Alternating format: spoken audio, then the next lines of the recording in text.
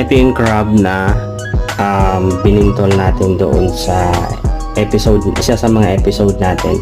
Saan natin siya. So ito is nilaga ko na siya doon sa stock nito kasi nilagyan ko siya ng tubig. So nilagaan ko siya. Ito ngayon ang kalabasa natin. So, naglagay na ako ng mantika dyan. So itong garlic and onion natin. So ito.